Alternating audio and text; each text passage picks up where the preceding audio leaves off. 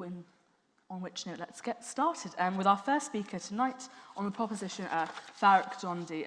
Farrukh Dhondy was born in Pune, India, and went to school and college there and came to Britain on a scholarship to Pembroke College, where in fact he read English. He's a writer with 30 published books, and he was also a TV and screenplay writer and was the commissioning editor for multicultural programs at Channel 4 between 1984 and 1997 rather. He was a member of the British Black Panther Movement and a member of the Race Today collective of artists and activists and writers.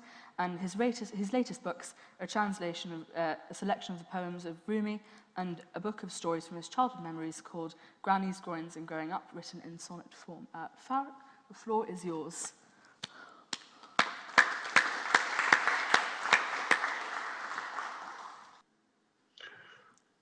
Good evening, everyone. I'm very happy to be a guest of the Cambridge Union. When I was an undergraduate at Cambridge, I never thought I'd make it, but here I am.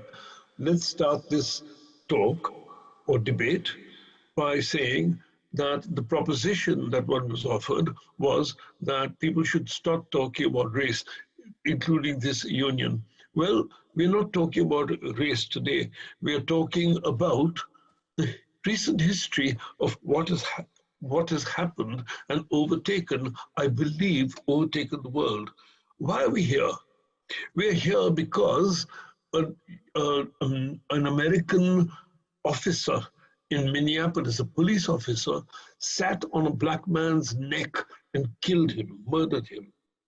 That's why we're here. That led to a huge explosion all over the world, mind you, including Africa, India, UK, France, and of course in the USA, an explosion of people saying this can't go on. It was a moment. It was a moment in the USA and in the rest of the world. We pray that the movement turns into a movement, but as yet it hasn't. It needs some guidance. We are here because George Floyd was murdered, and that murder was followed by demonstrations all over the place. Then, you see, and the obvious statements, which one calls to attention is that the fact that history hasn't accepted the fact that Black Lives Matter. That was the slogan. Of course, it's obvious, Black Lives Matter, everybody's life matters, but history has not accepted that yet. The demonstrations were a moment in time, but that moment has bred 100 different moments and different movements all over the place. Even after George Floyd was murdered, and this was publicized all over the world, there were 3 distinct cases of murder of blacks by police in the United States of America. Right here, there were racist incidents which were pointed out. And even this week, on Tuesday, I believe, on Newsnight, I saw Newsnight investigating the case of 3 young black women who'd come out of a club and were out for an evening, assaulted by 7 white men, unidentified as yet, and beaten up, badly beaten up. This was in December, and it was noted then, but it became investigated this Tuesday by Newsnight itself, the most powerful program of news on the BBC. And let's see that moment, let's acknowledge that George Floyd has, the murder of George Floyd and Black Lives Matter, that moment has changed things. Let me go back to an earlier moment, and that's in March 15th, 1973, the Ides of March. I was sleeping in my second floor flat above the British Black Panther Movement bookshop. I was a member of the movement, but we had the bookshop was on the ground floor. It was called Freedom News, and I was on the second floor. At 4 o'clock in the morning, somebody threw a firebomb into the bookshop, which burnt my house and caused me to jump from the second floor balcony. There was no balcony, sorry. Railton Road has windows, and I jumped out into the street onto burning glass and blasts of stuff. Not recalling that incident, but the fire engine chief told me somebody had thrown a bomb into your house. Immediately after that, the police did nothing. 5 ethnic places, Black and Asian shops, houses were assaulted that same night. The police didn't ever have a case against anybody. They didn't catch anybody for those arson attacks. And Newsnight paid absolutely no attention to them. That's happened regularly through history. You know, in 1981, there was the new Crossfire. The people came to the conclusion, what do they call it? The forensic people came to the conclusion that the fire was started inside the house. 20,000 people, 13 young people died in that fire. 20,000 people gathered to protest it. It hit the news a bit, but Newsnight didn't do their own investigation into who did the fire. It wasn't necessary. What else happened was that what else was happening at the time, 50s, 60s, 70s, in the Asian community, in the East End, they had a phenomenon called packy bashing.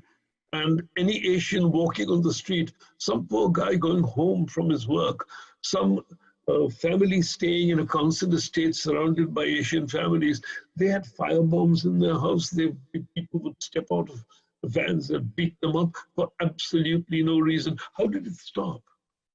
It didn't stop because the police or the British state took any notice of it. It stopped because a group of young Bangladeshis, under the leadership perhaps of organizations to which we belong, like the magazine Race Today, they formed vigilante groups and said, we'll walk in those estates and stop people coming there to throw firebombs.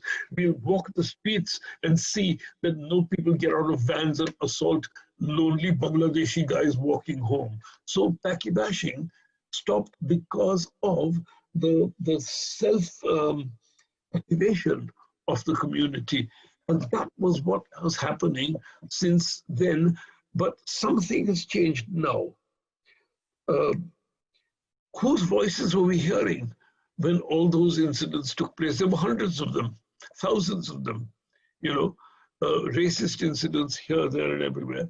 Whose voices were we hearing? Not the voices of the establishment or any institution like the police or the parliament or ministers or anybody. We were hearing the voices only of people on the ground. The new communities of Britain were talking for themselves, activating for themselves, Blacks, Asians, right? Other people. Basically, those were forming in, had formations, political formations, and they weren't talking about race. They didn't say, of course, they understood that this was an ex-colonial problem. This was a problem of race, but they weren't saying that race is defined as such. They weren't writing academic articles about the colors of one's skin. What they were saying was, we want social, political, economic equality in this country. We want to realize the democratic rights that the British working class has fought for and won for themselves. Now, what the Black Lives Matter movement has done, very specifically, is it has brought out, sorry, I used the word movement. I should have said what that moment has done. It hasn't turned into a movement yet. It doesn't have strategies. It has some wild aims. It doesn't have an organization. I'm not saying that it needs a Leninist party to lead it, but it has led to something extremely significant. And that is that the realization that in countries like the USA and in the UK, and possibly in France and definitely in South Africa, there are people, two nations with two histories living in the same country. What do I mean by that? I mean that in America, the blacks of America, the Afro-Americans, have a distinct history from everybody else. I'm not saying that the whites came there as slave owners. Very, very, very few of them are slave owners or were slave or have ancestry who were slave owners. But the blacks came there as the first act of free capitalism.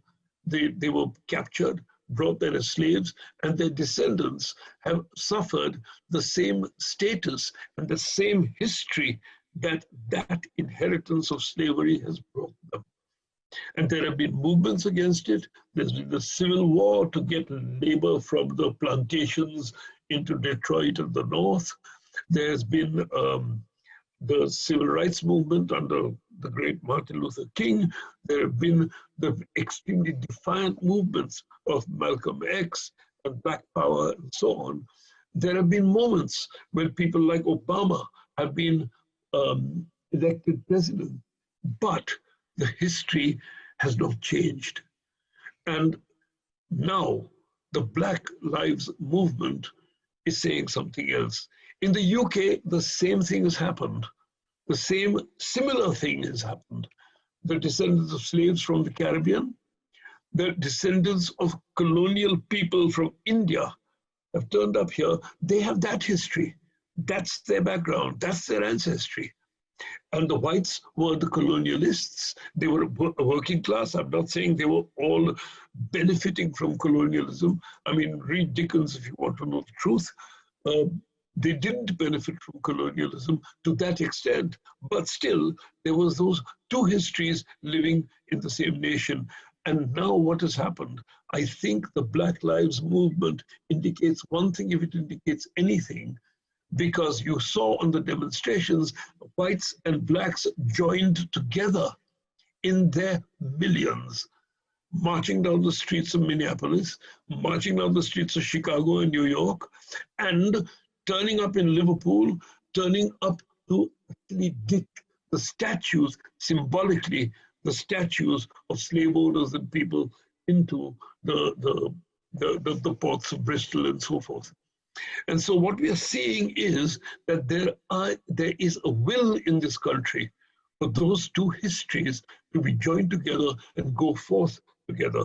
We don't need to talk about race. What we need to talk about is how to engender a movement that will defeat racism in all its institutional forms and see that the democracy that all these countries pretend to have actually exists. Thank you.